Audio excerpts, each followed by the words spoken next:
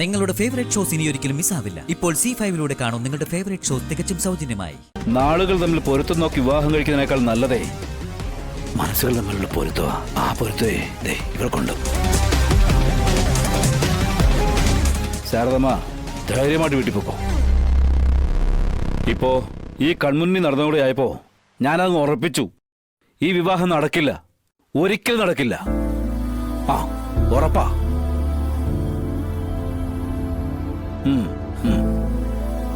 എന്നാ ഞാൻ ആ ഓളെ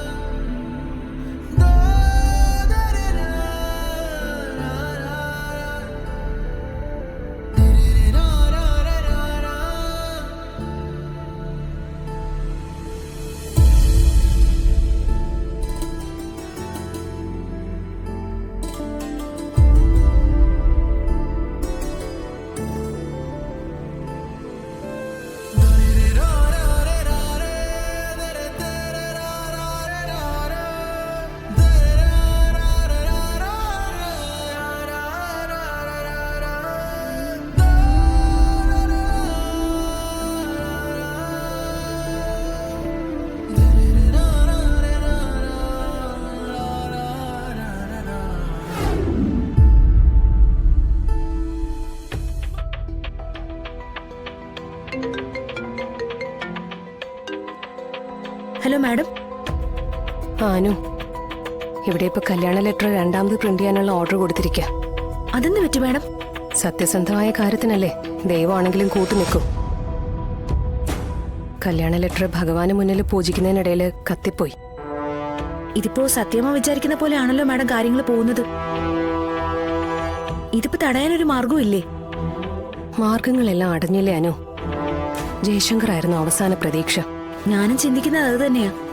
കാർത്തികയെ കണ്ടിട്ട് താൻ അന്വേഷിക്കുന്ന പെൺകുട്ടി ഇതല്ലെന്ന് അവൻ പറഞ്ഞിട്ടുണ്ടെങ്കിൽ അതിന് പിന്നിൽ ആരോ ഒരാള് പ്രവർത്തിച്ചിട്ടുണ്ട് മാഡം.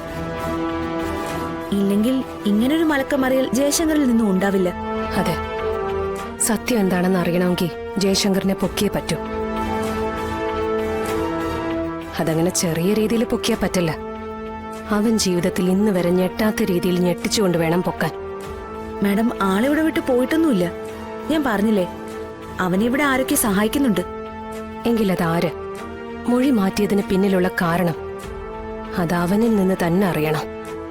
അറിയാം മാഡം. അവൻ ഫ്രോഡ് തരം കാണിച്ചപ്പോഴേ അവൻ നമ്മുടെ നോട്ടപ്പള്ളി ലിസ്റ്റ് കേറിയില്ലേ മാഡം? ഇപ്പൊ അവൻ പെരുന്തറ ഭാഗത്തുണ്ട്. അവിടെ എന്തോ ഒരു കണക്ഷൻ ഉണ്ട് അയാൾക്ക്. എങ്കിൽ പിന്നെ വൈകിക്കണ്ടാനോ, അവനെ കണ്ടുപിടിക്കാനുള്ള മാർഗം നോക്കിക്കോളൂ. നമ്മളെയെല്ലാം അങ്ങ് വിഡ്ഢികളാക്കിയിട്ട് അവൻ തലയുയർത്തി നടക്കരുത്. Okay madam.